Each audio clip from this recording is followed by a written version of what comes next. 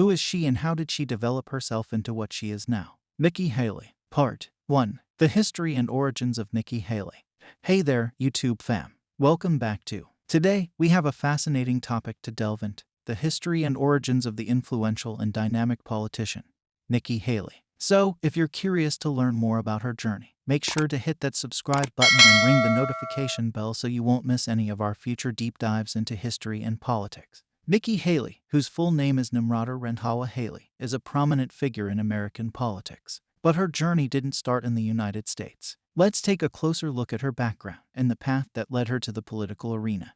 Nikki Haley was born on January 20, 1972, in Bamberg, South Carolina. But her family's story has its roots in Punjab, India. Her parents, Ajit Singh Randhawa and Raj Kaur Randhawa, had emigrated from India to the United States. They settled in the small southern town of Bamberg, where Nikki was born. Haley's family background is a testament to the diversity of America and its history as a nation of immigrants. Growing up, Nikki Haley was exposed to the values of hard work and entrepreneurship. Her parents, who were both academics, instilled in her a strong work ethic and a belief in the American dream. After completing her high school education in Bamberg, Nikki Haley attended Clemson University, where she graduated with a Bachelor of Science degree in accounting. Her education in finance and economics would later become valuable assets in her political career. Following her graduation, Haley entered the world of business. She worked for several years in the private sector before entering politics, serving as a member of the South Carolina House of Representatives. Nikki Haley's political career took off when she was elected the governor of South Carolina in 2010, making her not only the first female governor of the state but also the first female Indian American governor in U.S. history. During her tenure as governor, she tackled a wide range of issues, from economic development to education reform, earning her a reputation as a strong conservative leader. In 2017, Haley took her career to the international stage when she was appointed as the United States Ambassador to the United Nations by President Donald Trump. She was known for her assertive and principled stance on foreign policy issues. After her tenure as ambassador, Nikki Haley continued to be a prominent voice in the Republican Party. She has written a memoir, With All Due Respect, and remained a key figure in American politics. Nikki Haley's story is one of resilience and achievement, embodying the American dream. Her family's journey from India to the American South, her education, and her rise to the governor's office and the United Nations are all testaments to the possibilities available in the United States. Thanks for joining us today as we explored the history and origins of Nikki Haley. If you found this video informative, don't forget to give it a thumbs up and share it with your friends. And as always, subscribe to our channel for more captivating stories from history and politics. Nimrata Nikki Haley Randhawa, born January 20, 1972, is an American politician and diplomat who served as the 116th governor of South Carolina from 2011 to 2017, and as the 29th United States ambassador to the United Nations for 2 years, from January 2017 through December 2018. A member of the Republican Party, she is the first Indian American to serve in a presidential cabinet. Haley was born in Bamberg, South Carolina, and earned an accounting degree from Clemson University. She joined her family's clothing business before serving as treasurer, and then president of the National Association of Women Business Owners. First elected to the South Carolina House of Representatives in 2004, she served 3 terms. In 2010, during her 3rd term, she was elected governor of South Carolina and re-elected in 2014. Haley was the first female governor of South Carolina and the second governor of Indian descent. Haley resigned as governor to become U.S. ambassador to the United Nations, thereby joining the Trump administration in January 2017. She was confirmed by a bipartisan majority of 96-4 by the United States Senate. She stepped down as ambassador on December 31, 2018. Haley is a candidate in the 2024 Republican Party presidential primaries for President of the United States in the 2024 U.S. presidential election. She announced her campaign in February 2023. Haley was born Nimrata Nikki Randhawa on January 20, 1972, at Bamberg County Hospital in Bamberg, South Carolina, to immigrant Punjabi Sikh parents. Her father, Ajit Singh Randhawa, and her mother, Raj Kaur Randhawa, immigrated to the United States from Amritsar, Punjab, India. Her father had been a professor at Punjab Agricultural University, and her mother received her law degree from the University of Delhi. Haley has been known by her middle name, Nikki, a Punjabi name meaning little one, since her earliest years. Haley's parents moved from India to Canada after her father received a scholarship offer from the University of British Columbia. When her father received his PhD in 1969, he moved his family to South Carolina to be a professor of biology at Voorhees College, a historically black institution. Her mother, Raj Randhawa, earned a master's degree in education and taught for 7 years in Bamberg public schools. In 1976, she started a popular women's clothing boutique, Exotica International. The store closed in 2008 upon her retirement 32 years later. At age 12, Haley began helping with the bookkeeping in her mother's clothing shop. In 1989, she graduated from the private Orangeburg preparatory schools. She graduated from Clemson University in 1994 with a BS degree in accounting. After graduating from college, Haley worked for FCR Corporation, a waste management and recycling company, before joining her family's clothing business as its bookkeeper and chief financial officer. She married Michael Haley in 1996. She later became active in civic affairs. In 1998, she was named to the board of directors of the Orangeburg County Chamber of Commerce. She was named to the board of directors of the Lexington Chamber of Commerce in 2003. Haley became treasurer of the National Association of Women Business Owners in 2003 and president in 2004. Haley chaired the Lexington Gala to raise funds for a local hospital. She also served on the Lexington Medical Foundation, Lexington County Sheriff's Foundation, and West Metro Republican Women. She was the president of the South Carolina chapter of the National Association of Women Business Owners and was chair for the 2006 Friends of Scouting Leadership Division campaign. In 2004, Haley ran for the South Carolina House of Representatives to represent District 87 in Lexington County. She challenged incumbent State Representative Larry Kuhn in the Republican primary. He was the longest-serving legislator in the South Carolina State House at the time. Her platform included property tax relief and education reform. In the primary election, she forced a runoff as no candidate won a majority of the vote. In the runoff, she defeated him 45% She ran unopposed in the general election. Haley became the first Indian American to hold office in South Carolina. She was unopposed for re-election to a second term in 2006. In 2008, she won re-election to a third term, defeating Democrat Edgar Gomez 17%. In 2012, Haley would credit Hillary Clinton with inspiring her to run for office, stating in an interview that, "The reason I actually ran for office is because of Hillary Clinton." She said that when it comes to women running for office, there will be everybody that tells you why you shouldn't, but that's all the reasons why we need you to do it. And I walked out of there thinking, that's it. I'm running for office. Haley was elected chair of the Freshman Caucus in 2005 and majority whip in the South Carolina General Assembly. She was the only freshman legislator named to a whip spot at the time.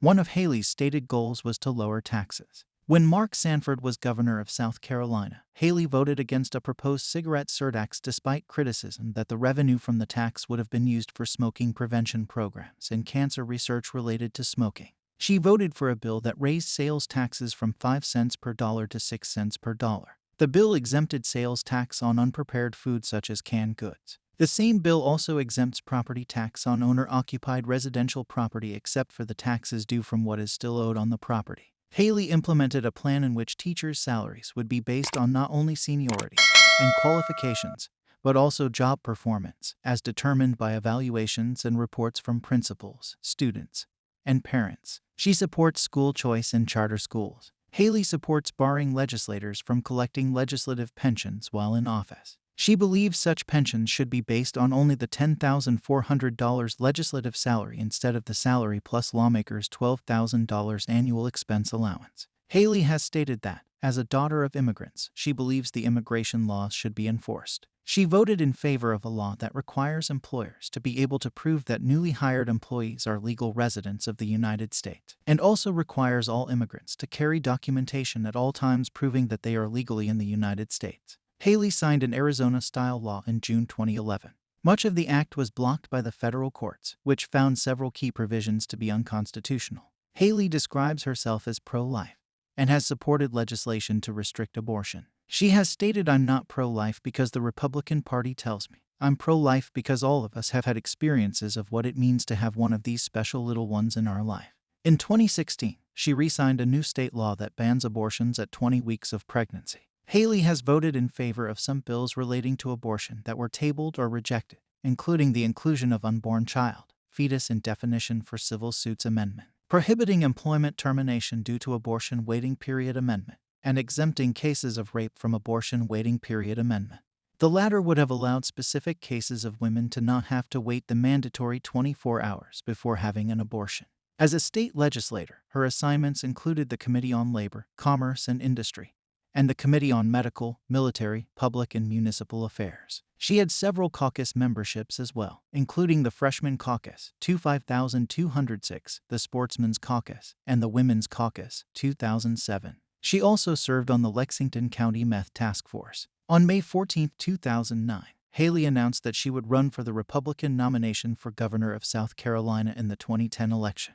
Haley had been persuaded to run by incumbent governor and fellow Republican Mark Sanford. She was endorsed by former Massachusetts governor and Republican presidential candidate Mitt Romney, as well as Jenny Sanford, the incumbent First Lady of South Carolina. Haley has old ties to the Chicago businessman and the Republican Hindu Coalition founder Shalabh Shali Kumar, who said in a 2016 interview that Haley's father Ajit Singh Randhawa approached me in the summer of 2010 to support his daughter's campaign to run for governor of South Carolina. Kumar became her largest donor. She was polling in last place in the Republican race before a surprise endorsement from former Alaska Governor Sarah Palin, 3 weeks before the primary vote. The Republican gubernatorial primary took place on June 8, 2010, and Haley received 49% of the vote, forcing a runoff election on June 22.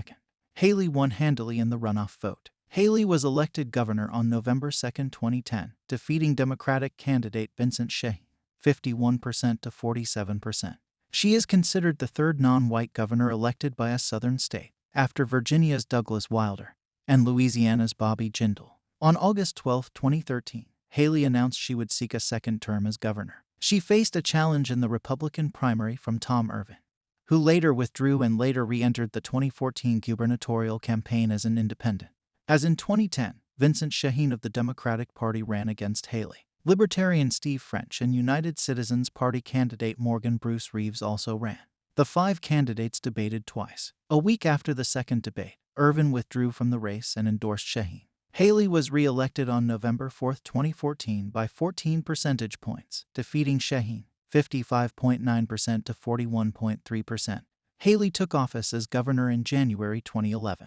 In 2012, former Governor Mitt Romney considered her for his vice presidential running mate. Haley said that she would turn down any potential vice presidential offer. During her second term, Haley feuded with veteran lawmakers in the General Assembly. She endorsed powerful Senate Finance Chairman Hugh Leatherman's primary opponent in 2016. After winning the primary, Leatherman stated that Haley was not just a lame duck, but a dead duck. Her second term as governor was set to expire on January 9, 2019. However, Haley resigned her position on January 24, 2017, to serve as U.S. Ambassador to the United Nations. Haley delivered the official Republican response to President Barack Obama's 2016 State of the Union address on January 12, 2016. In 2016, Haley was named by Time magazine as one of the 100 most influential people in the world. Haley was mentioned in January 2016 as a potential candidate for vice presidency in the 2016 presidential election. On May 4, 2016, after Trump became the presumptive presidential nominee, Haley said she had no interest in the vice presidential nomination. 4 lieutenant governors served under Haley. Haley, a Republican, welcomed Yancey McGill, a Democrat, to serve as her lieutenant governor after Glenn F. McConnell's resignation. Haley was initially against having a Democrat serve as the second-in-command to the governor, but she, along with the Senate, eventually acquiesced. On December 17, 2012, Haley announced she would appoint Tim Scott to fill the vacancy created by the resignation of Senator Jim DeMint, who previously announced that he would retire from the Senate to become the president of the Heritage Foundation. Following his appointment, Scott became the first African-American U.S. Senator from South Carolina. Haley chose Scott over others on her short list, including Representative Trey Gowdy, former South Carolina Attorney General Henry McMaster, former First Lady of South Carolina Jenny Sanford, and South Carolina Department of Health and Environmental Control Director Catherine Templeton. In July 2013, Haley was fined $3,500 by the State Ethics Commission and given a public warning for failing to report the addresses of 8 donors during her 2010 campaign for governor. In August 2013, Haley signed an extradition order for Dustin Brown to be brought to South Carolina in the adoptive couple v. Baby Girl case. Upon becoming governor, Haley appointed Bobby Hitt as the state's Secretary of Commerce. In her State of the State address and other speeches, she touted South Carolina's economic growth and low unemployment rate. and urged businesses to move to the state based on a low cost of doing business, a loyal, willing workforce, and South Carolina's status as one of the lowest union participation states in the country. Before June 2015, Haley supported flying the Confederate flag on the State House grounds. In the immediate aftermath of the Charleston church shooting, Haley did not take a position on removing the flag, saying, "I think the state will start talking about that again, and we'll see where it goes." On June 22, Haley called for the removal of the Confederate flag from the State House grounds. "These grounds are a place that everybody should feel a part of. What I realize now more than ever is people were driving by and felt hurt and pain. No one should feel pain." Haley also said, "There is a place for that flag," but she added, "It's not in a place that represents all people in South Carolina." In July 2015, Haley signed a bill to authorize removing the Confederate flag from the flagpole on the grounds of the South Carolina Capitol. In December 2019, she defended the people of South Carolina, saying that some people in South Carolina saw the flag as a representation of service and sacrifice and heritage before the flag was hijacked by the white supremacist mass killer Dylann Roof. In regard to the state trial of Roof, Haley urged prosecutors to seek the death penalty against him. In April 2016, Haley indicated she would not support an anti-trans bathroom bill introduced by the South Carolina State Senate that would require transgender individuals to use restrooms based on their gender assigned at birth. Haley said that the legislation was unnecessary and would not solve any identifiable problem in the state. In 2021, Haley spoke against Executive Order 13,988, officially titled Preventing and Combating Discrimination on the Basis of Gender Identity or Sexual Orientation. Haley has been described by South Carolina Senator Lindsey Graham as a strong supporter of the State of Israel. As governor, she signed an anti-BDS law to stop efforts of the boycott, divestment, and sanctions movement. This legislation was the first of its kind on a statewide level. Haley also stated that nowhere has the UN's failure been more consistent and more outrageous than in its bias against our close ally Israel. Haley supports voter photo ID laws. On November 23, 2016, then-President-elect Donald Trump announced his intention to nominate Haley for ambassador to the United Nations. Upon taking office on January 20, 2017, Trump sent Haley's nomination to the United States Senate. She was confirmed 2 days later on a 96-4 vote. The 4 senators who voted against Haley were Independent Bernie Sanders and Democrats Martin Heinrich, Tom Udall, and Chris Coons. Trump reportedly considered Haley for the position of Secretary of State, which she declined. Haley was the first Indian American to hold a cabinet-level position. Immediately following her confirmation by the U.S. Senate, Haley resigned as South Carolina governor, and Lt. Governor Henry McMaster became governor. Haley was sworn in by Vice President Mike Pence on January 25, 2017.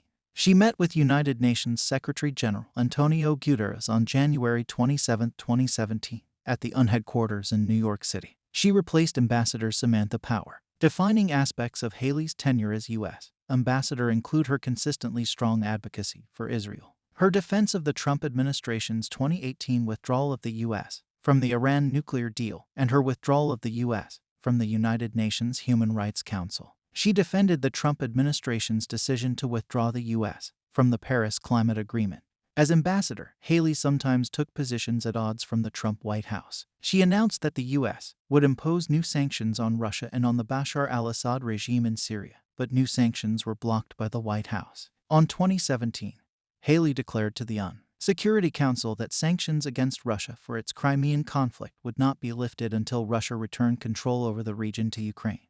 Later that year, Haley said the U.S. would retain strong and tough sanctions against Russia due to its actions in Ukraine.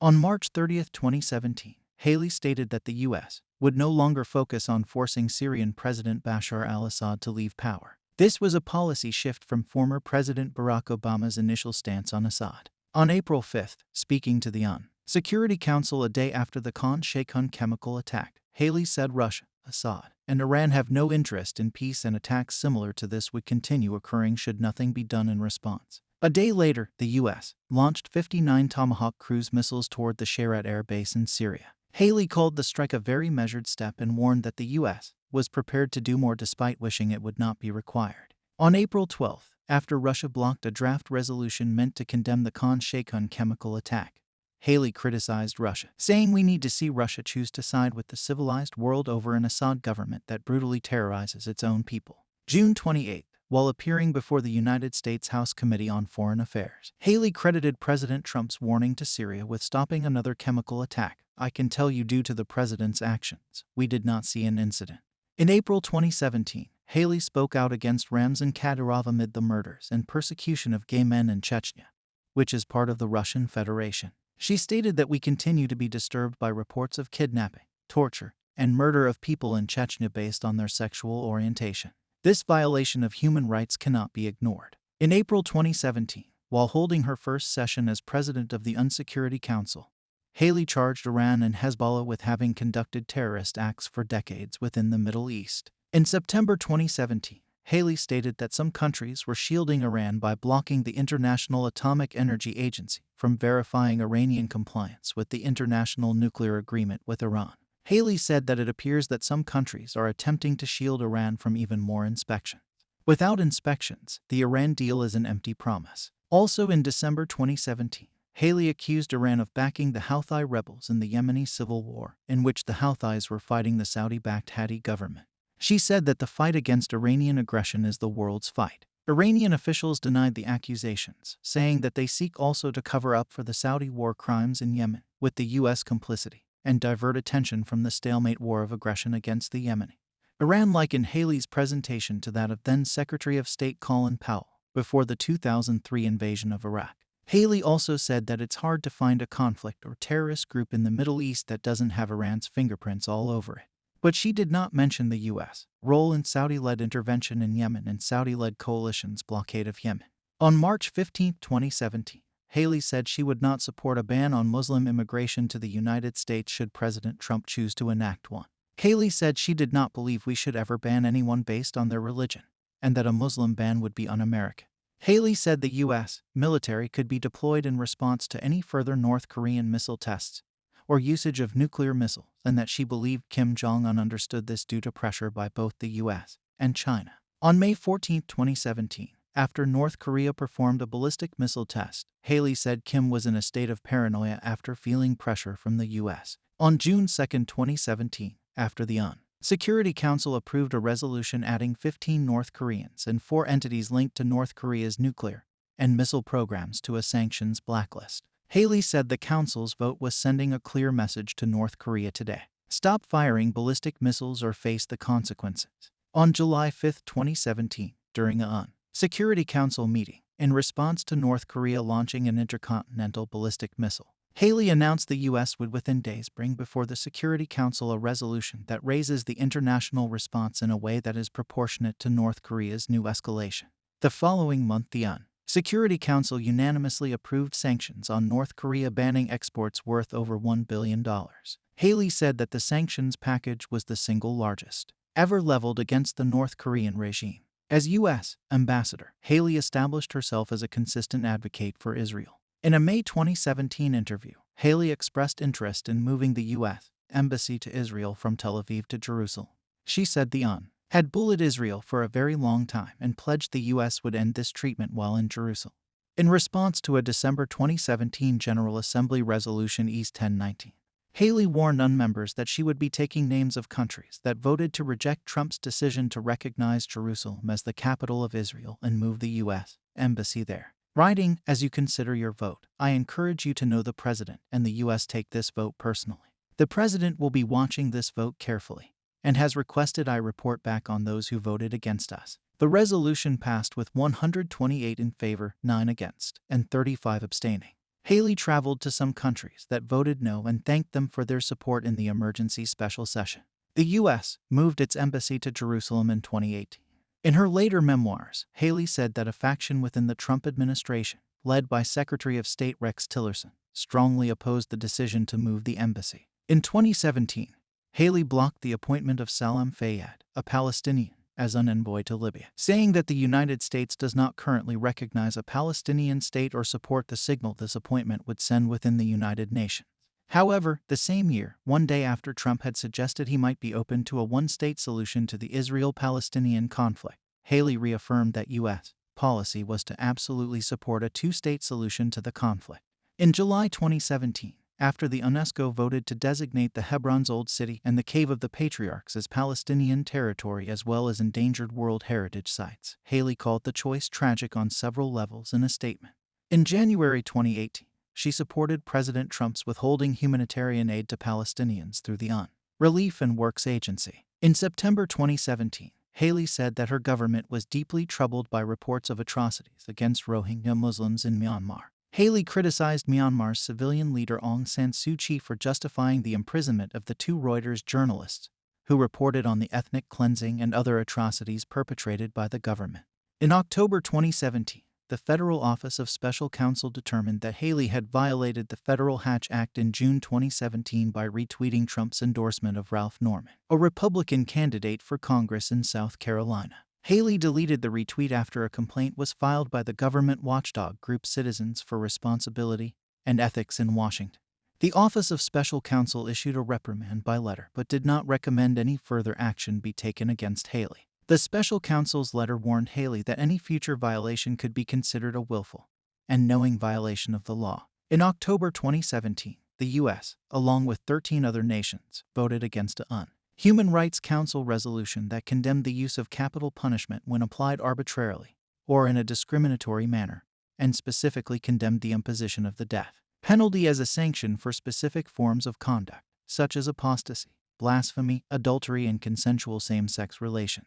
LGBTQ rights advocates in the U.S., including the Human Rights Campaign, were critical of the vote. After the vote, a State Department spokeswoman said that the U.S. voted against the resolution because of broader concerns with the resolution's approach in condemning the death penalty in all circumstances and said that the U.S. unequivocally condemns the application of the death penalty for conduct such as homosexuality, blasphemy, adultery, and apostasy. We do not consider such conduct appropriate for criminalization.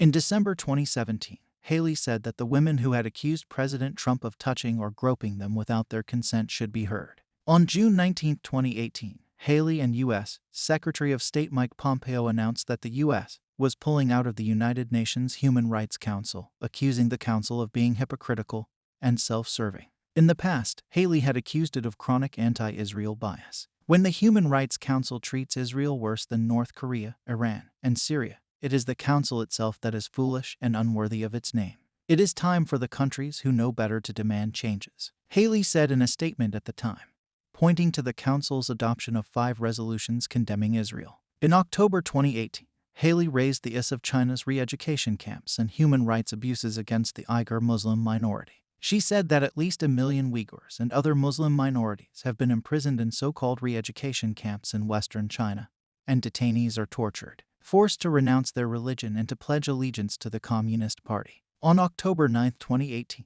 she resigned as the UN ambassador, effective December 31, 2018. Haley's resignation was announced one day after an anti-corruption watchdog group Citizens for Responsibility and Ethics in Washington accused Haley of accepting 7 luxury private plane trips as gifts from South Carolina business leaders. The group was the first to break this story after requesting an inspector general investigation. Haley listed these 7 flights as gifts on a 2018 financial disclosure, claiming that they are exempt from ethics violations as they were gifted by personal contact. A spokesperson for Crew said they have no reason to believe that this was related to her resignation as ambassador. Haley was succeeded in the post by Kelly Craft. In 2019, Haley created a new 501 advocacy group, Stand for America. Stand for America did not disclose its donors, but a document subsequently obtained by the press showed that it raised $71 million in 2019 from several billionaires and well-known Republican Party megadonors, including Paul Singer, Stanley Druckenmiller, and Sheldon and Miriam Adelson, and Scott Bessent. Haley's team unsuccessfully demanded that Politico not report on the donor list it had obtained. In February 2019, Haley was nominated to the board of directors of Boeing. She was elected at the annual shareholder meeting in April 2019.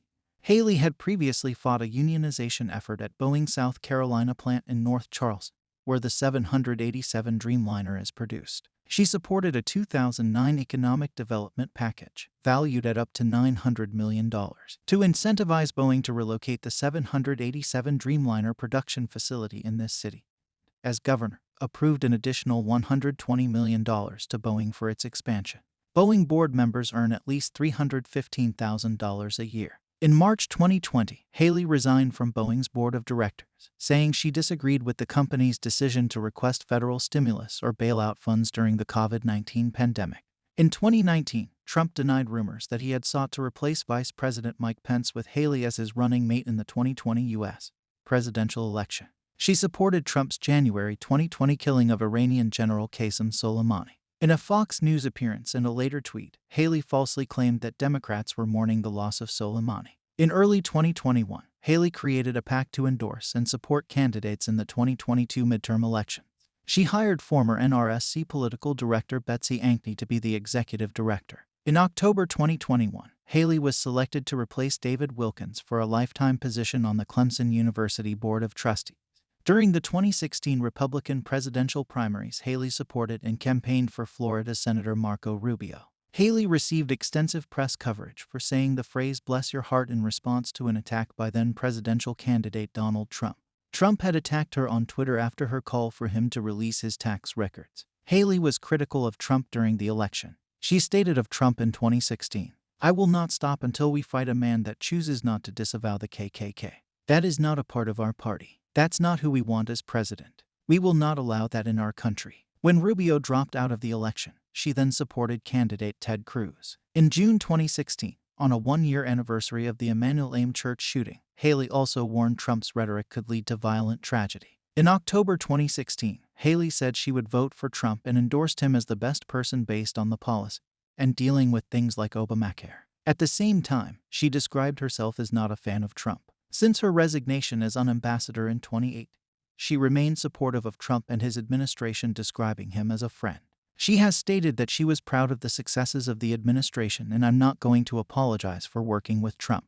She defended Trump since his election loss against Joe Biden, saying, "I understand the president. I understand that genuinely, to his core, he believes he was wronged. This is not him making it up." She described Trump's actions around the 2021 storming of the United States Capitol as not his finest, but opposed Trump's second impeachment, criticizing Democrats and journalists on Fox News' The Ingraham Angle with Laura Ingraham. In that January 25 television interview, she also declared that she would vote against impeachment and that they will bring about impeachment. Yet they say they are for unity. They beat him up before he got into office. They are beating him up after he leaves office. At some point, give the man a break. I mean, move on. However, in an interview given on January 12, 2021, but published a month later, while Trump's second impeachment trial was underway on charges he had incited the January 2021 storming of the Capitol, Haley said, "We need to acknowledge he let us down. He went down a path he shouldn't have, and we shouldn't have followed him, and we shouldn't have listened to him. And we can't let that ever happen again." According to Politico in February 2021, Haley reportedly reached out to former President Trump to request a sit-down meeting at Mar-a-Lago. Trump reportedly declined the request. When asked whether Trump is a friend, she stated that friend is a loose term. She has been critical of Trump's role during the 2021 storming of the United States Capitol.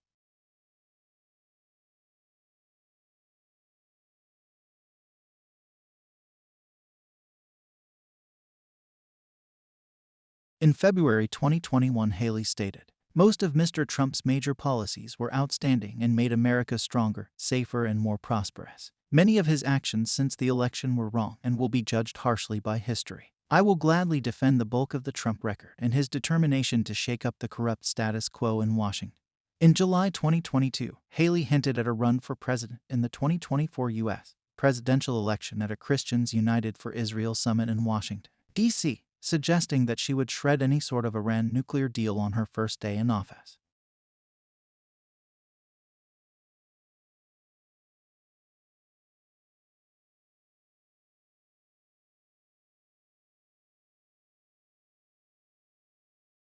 Haley had previously said that she would not run if Trump also sought the nomination. Haley is the fifth woman and the first woman of color to be a major candidate for the Republican presidential nomination. Haley was seen as a contender for the Republican nomination. In early October 2023, she was polling at about 7.4% in national Republican primary opinion polls, third to Trump and Ron DeSantis. She received endorsements from two congressmen, House Freedom Caucus member Ralph Norman and former 2024 Republican presidential candidate Will Hurd. Cindy Warmbier, mother of Otto Warmbier, also endorsed Haley's bid, positions and policies during presidential campaign. In February 2023, Haley supported a proposal from Senator Lindsey Graham to establish a national 15-week abortion ban, with exceptions for rape, incest, health, and life of the mother, arguing that this proposal stood a chance at gaining a national consensus. In May 2023, Haley pledged to sign a federal abortion ban, without specifying how many weeks such a ban should cover. In an August 2023 primary debate, Haley refused to directly say whether she supported a federal abortion ban.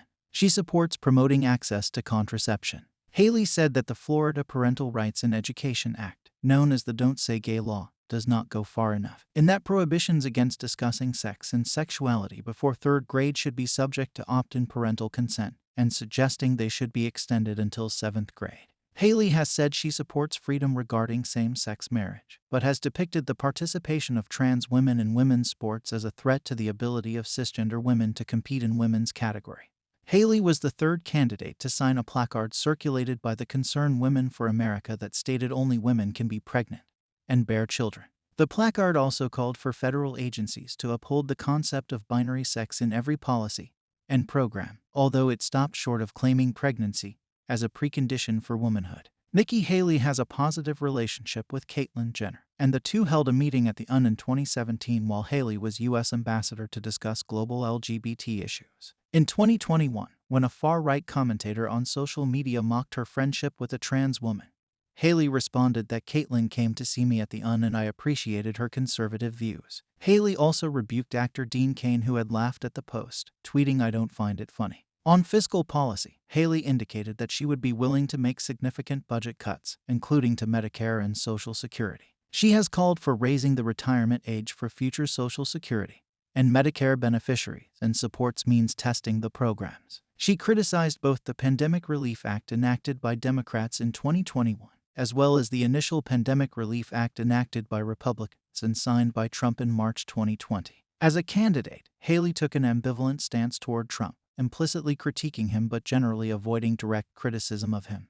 In speeches and interviews, she attempted to appeal to both Reaganite Republicans, who dominated the party in the past, and Trumpist Republicans, who dominated the party in the 2020 seconds. Haley has said she would be inclined to grant a pardon to Trump, who has been indicted on various criminal charges, saying a pardon would be good for the country. She denounced the criminal charges against Trump in New York, but equivocated on the indictment of Trump for keeping classified documents, simultaneously calling Trump incredibly reckless with our national security, but deeming the prosecution an overreach and vendetta. During a debate in August 2023, she said she would support Trump as the Republican nominee even if he was convicted of crimes. Haley has acknowledged that climate change is caused by human activity, but has rejected policies to decrease greenhouse gas emissions. She pledged, if elected, to again withdraw the U.S. from the Paris Agreement, revoke regulations restricting fossil fuel production and curtailing pollution from power plants and vehicles, and eliminate renewable energy subsidies. She criticized the Biden administration's decision to allocate funds appropriated by the bipartisan infrastructure deal to create a national electric vehicle charging network. In a February 2023 op-ed published by the New York Post, Haley vowed to cut every cent in foreign aid for countries that she deemed enemies of the United States. In June 2023, Haley attacked both Trump and DeSantis for their positions regarding the ongoing Russian invasion of Ukraine. She said that Biden had not done enough on Ukraine, but did not detail what she would do differently if elected president. In February 2023, Haley announced that she supports congressional term limits and mandatory mental competence tests for politicians over 75 years old, which received mixed feedback from U.S. senators. Until next time, stay curious, stay informed, and keep exploring the world's incredible stories. I stop at this point today. I hope I added something to you. You enjoyed the last few minutes. We will meet with you soon. Thank you for watching.